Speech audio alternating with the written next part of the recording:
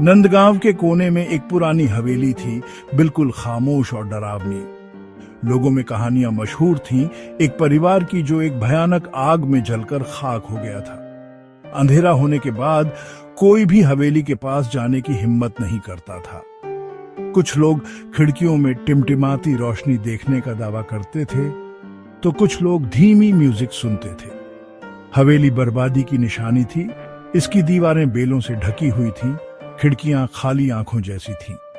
लोहे के गेट झंग से बंद हो चुके थे। एक दिन कुछ जवान लड़के बरगद के पेड़ के नीचे बैठे थे, बहादुरी और रोमांच की बातें कर रहे थे। जब बात भूतिया हवेली की ओर मुड़ी तो उनकी हंसी थम गई। रवि, जो अपनी बहादुरी के लिए जाना जाता था, ने कहानियों का मजाक उड़ाया। उसने ऐलान किया कि वह उस रात हवेली में जाएगा। उसके दोस्तों ने उसे रोकने की कोशिश की, उसे कहानियों की याद दिलाई, उन्होंने उससे पुनर्विचार करने की विनती की, लेकिन रवि दृढ़ था। हवेली गांव पर एक लंबी परछाई डालती थी।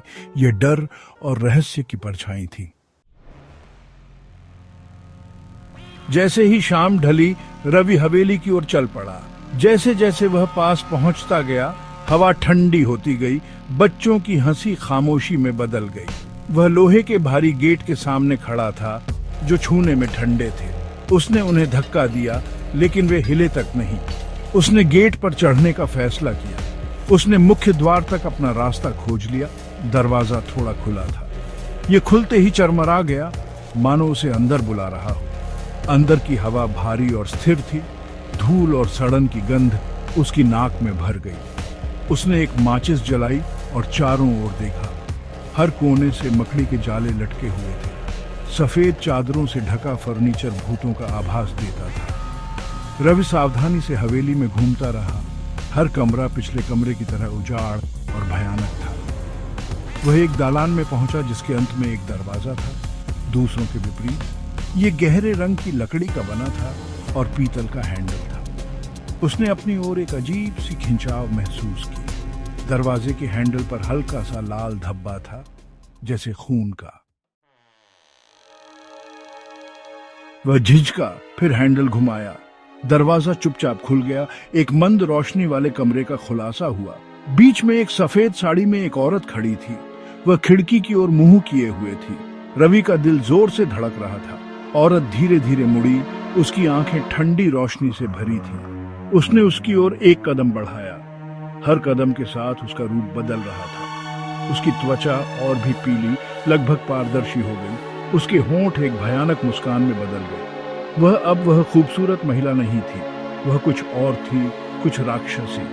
रवि डर के मारे पीछे हट गया। औरत उसकी ओर सरकती हुई आई। उसने अपनी आंखें बंद कर ली। उसने एक फुसफुसाहट सुनी। उसने अपने हाथ पर एक ठंडा हाथ महसूस किया, और फिर सब कुछ काला हो गया। अगली सुबह गांव वालों ने रवि को हवेली के गेट के पास बेहोश पाया। वे उसे वापस गांव ले गए। उसका शरीर ठंडा और कड़ा था। जब उसे होश आया तो वह उन्हें जो कुछ भी देखा था उसके बारे में कुछ नहीं बता सका। वह खाली निगाहों से आगे देखता रहा। उसकी आंखें अनाम आतंक से भरी हुई थीं। वह उस रात से कभी पूरी तरह से उबर नहीं पाया। हवेली वीरान रही। नंदगांव में रहने वाले सभी लोग इससे डरते थे। रवि के सामने की कहानी जंगल की आग की तरह फैल गई। हवेली डर का प्रतीक बन गई। उस अंधेरे की याद दिलाती है जो उनकी दुनिया के किनारे पर दुबका हुआ था। किसी ने फिर कभी उसके पास जाने की हिम्मत नहीं की। नंदगांव की भूतिया हवेली खामोश खड़ी थी। उसके रहस्य उसकी ढहती दीवारों के भीतर दबे हुए थे। यह एक कठोर अनुस्मारक था कि कुछ रहस्यों को अनसुलझा छोड़ देना ही बेहतर होता है। हवेली की परछाई नंदगांव पर मंडराती रही, उसकी भूतिया विरासत का प्रमाण।